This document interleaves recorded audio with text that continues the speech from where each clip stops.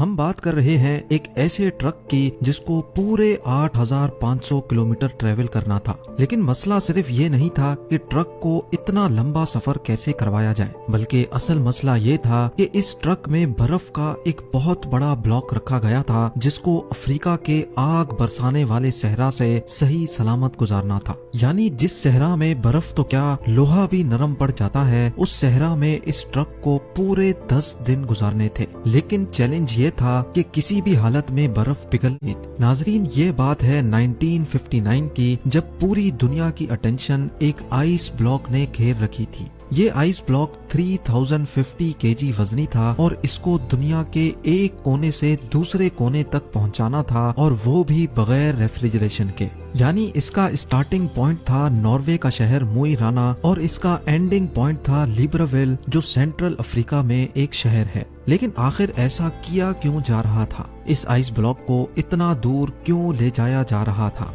असल में ये मामला शुरू हुआ था 1 साल पहले, यानी 1958 में। लग्जमबर्ग यूरोप का एक मुल्क है जहां से एक बहुत फेमस रेडियो स्टेशन चलाया जाता था। ये ब्रॉडकास्ट रेडियो लग्जमबर्ग के नाम से पूरी दुनिया में फेमस थी। इस रेडियो स्टेशन की तरफ से सारे सुनने वालों के लिए एक अनोखा चैलेंज रखा गया, और वो चैलेंज ये था कि अगर कोई भी आदमी 3 टन वजनी आइस ब्लॉक को आर्कटिक रीजन से अफ्रीका तक लेकर जाएगा तो उसको एक बहुत भारी इनाम दिया जाएगा।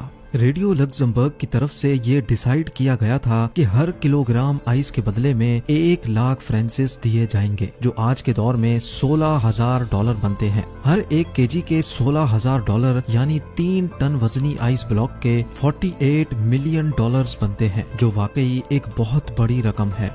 लेकिन इस चैलेंज के कुछ रूल्स भी थे। पहला रूल तो ये था कि ये आइस ब्लॉक 1 पीस में लेकर जाना है। दूसरा रूल था कि इसको सिर्फ बाय रोड ट्रांसपोर्ट किया जाएगा। तीसरा और सबसे मुश्किल रूल ये था कि चैलेंज को पूरा करने के लिए रेफ्रिजरेटर का इस्तेमाल नहीं किया जा सकता। रेडियो लग्जमबर्ग ने इतना भारी इनाम इसी वजह से रखा था क्योंकि उनको अच्छी तरह मालूम था कि इतना बड़ा आइस ब्लॉक आर्कटिक रीजन से अफ्रीका तक लाना किसी भी सूरत में मुमकिन नहीं है, क्योंकि ये कोई छोटा मोटा सफर नहीं, बल्कि ये सफर पूरे 8,500 किलोमीटर लंबा है, जिसमें 2,500 किलोमीटर अफ्रीका का वो सहरा है जहां टेम्परेचर 50 डिग्री सेंटीग्रेड होता है। यानी बर्फ जो फ्रीजर से निकलते ही मिनटों में पिघल जाती है, वो भला इस हफ्तों लंबे सफर में सही सलामत कैसे मंजिल तक पहुंच पाएगी। रेडियो लग्जमबर्ग ने ये चैलेंज तो दिया, लेकिन यही चैलेंज उनको किस मुश्किल में फंसा देगा इसका उनको अंदाजा भी नहीं था।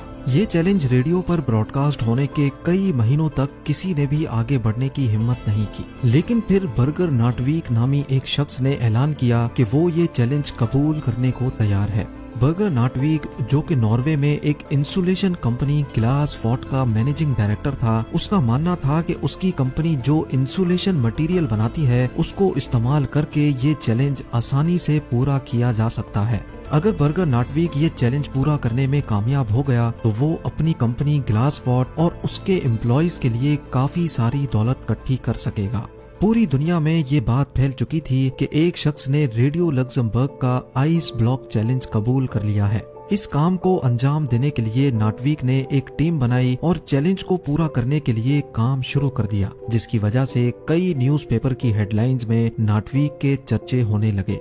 आइस ब्लॉक चैलेंज को पूरा करने के लिए अभी तक जो भी कोशिश की गई थी, वो जब रेडियो लग्जमबर्ग को मालूम पड़ी तो उनको एक बहुत बड़ी रकम खोने का डर लगने लगा, और डर के मारे उन्होंने अपनी ये ऑफर वापस ले ली। क्योंकि ग्लास वॉट कंपनी और उसके डायरेक्टर काफी ज्यादा फेमस हो चुके थे, इसी वजह से रेडियो लग्जमबर्ग की ऑफर खत्म होने के बावजूद भी नाटवीक ने ये चैलेंज पूरा करने की ठान ली थी।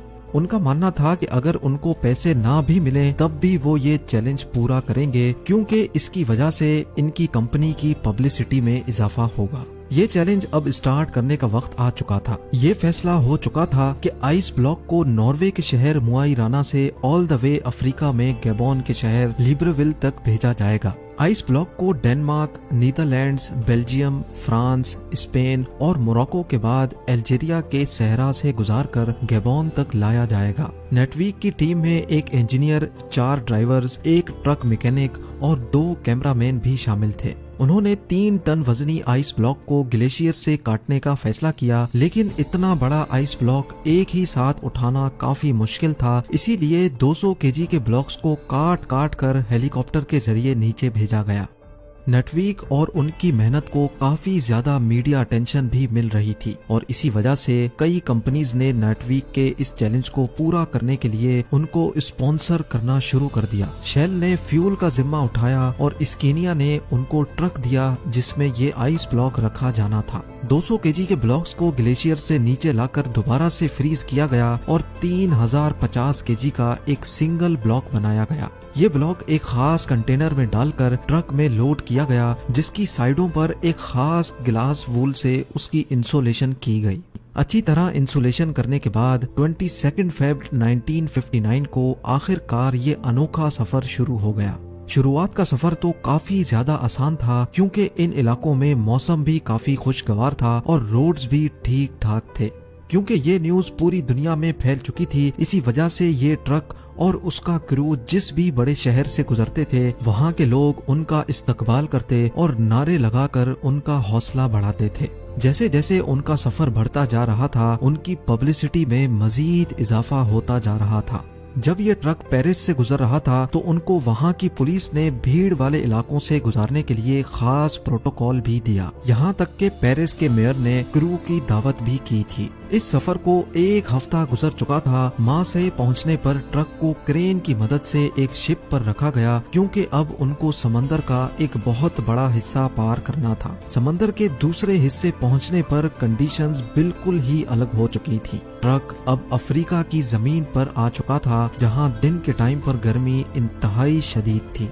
न सिर्फ आइस ब्लॉक के पिघलने का खतरा था, बल्कि गर्म रेत पर सफर करने से ट्रक के इंजन को भी खतरा था और उनके साथ मौजूद क्रू की तबीयत बिगड़ने का भी खौफ मंडला रहा था। इन सारे खतरों के अलावा ट्रक को सिक्योरिटी थ्रेट भी था क्योंकि जिस सहरा से वो लोग गुजर रहे थे उस इलाके में जंग चल रही थी और फ्रीडम फाइटर्स के लोग पहाड़ों में ही छुपे होते थे। वो लोग अपनी बातें मनवाने के लिए ट्रक और उसके क्रू को होस्टेज भी बना सकते थे। इस खतरे से निपटने के लिए फ्रेंच फॉरेन लीजन ने ट्रक और उनके क्रू को सहरा के कुछ एरियाज में सिक्योरिटी दी और उनको खास इंस्ट्रक्शंस दी कि कम से कम स्टॉप लेकर उनको इस सहरा से गुजरना है। लेकिन क्योंकि इस सहरा में प्रॉपर रोड नहीं थे, इसी वजह से ट्रक बार बार रेत में फंस जाता था। उनको मंजिल तक पहुंचने की जितनी ज्यादा जल्दी थी, उतना ही ज्यादा उनके रास्ते में मुश्किलात आ रही थी। हर मर्तबा जब ट्रक फंस जाता था तो उसको रेत से निकालने में क्रू को घंटों लग जाते थे। दुनिया के सबसे महंगे आइस ब्लॉक को ट्रांसपोर्ट करने का ये मिशन अब इनके गले में आ चुका था। एक तरफ फ्रीडम फाइटर्स का खौफ था तो दूसरी तरफ गर्मी ने क्रू की हालत बिगाड़ कर रखी थी और सोने पे सुहागा इस गर्मी ने ट्रक के अंदर मौजूद आइस ब्लॉक को मेल्ट करना शुरू कर दिया था। अगर क्रू यहाँ फंस गया तो ना ही उनका मिशन पूरा हो सकेगा और ना ही हजारों मील दूर से निकाली गई बर्फ बच सकेगी। सहरा से गुजरने वाले मुसाफिरों के जानवरों को उन्होंने पिघलने वाली बर्फ का पानी भी पिलाया, जो कि असल में दुनिया का सबसे महंगा तरीन पानी था। कई रातें उन्होंने रेत पर ही स्लीपिंग बैग बिछाकर गुजारी और आहिस्ता आहिस्ता मुश्किलात को फेस करते मंजिल की तरफ बढ़ते गए। आखिरकार वो इस सहरा को पीछे छोड़ने में कामयाब हो ही गए और अब उनकी मंजिल काफी ज्यादा करीब थी। पूरे 28 दिनों के सफर के बाद ट्रक, क्रू और बचा हुआ आइस ब्लॉक लिब्रेविल पहुंचने में कामयाब हो गया था। लिब्रेविल पहुंचने पर उनका भरपूर इस्तकबाल किया गया, लेकिन सबको सिर्फ एक बात जाननी थी कि 28 दिन के सफर और मुश्किल तरीन कंडीशन से गुजरने के बाद आखिर कंटेनर में कितनी बर्फ बची है। हैरत अंगेज तौर पे जब ट्रक का कंटेनर खोला गया तो उसके अंदर का मंजर देखकर यकीन करना मुश्किल था। जी हाँ, नॉर्वे से निकलते वक्त आइस ब्लॉक 3050 केजी का था, लेकिन पूरे 28 दिनों के मुश्किल तरीन सफर के बाद हैरत अंगेज तौर पे आइस ब्लॉक का वजन 2714 किलोग्राम था। सिर्फ 11% बर्फ यानी सिर्फ 336 किलोग्राम आइस रास्ते में पिघल चुकी थी और बाकी सारा आइस ब्लॉक वन पीस में मौजूद था। बेशक रेडियो लक्समबर्ग अपनी ऑफर से पीछे हट चुका था, लेकिन फिर भी ये चैलेंज पूरी तरह से कामयाब हुआ और ये बर्फ तोड़कर गैबोन के लोगों में डिस्ट्रीब्यूट की गई, जिन्होंने आज से पहले कभी भी बर्फ नहीं देखी थी। नाटवीक और उनकी कंपनी को कोई कैश रिवॉर्ड उस वक्त तो नहीं मिला, लेकिन इस पब्लिसिटी ने उनकी कंपनी की सेल्स पर 4 चांद लगा दिए थे।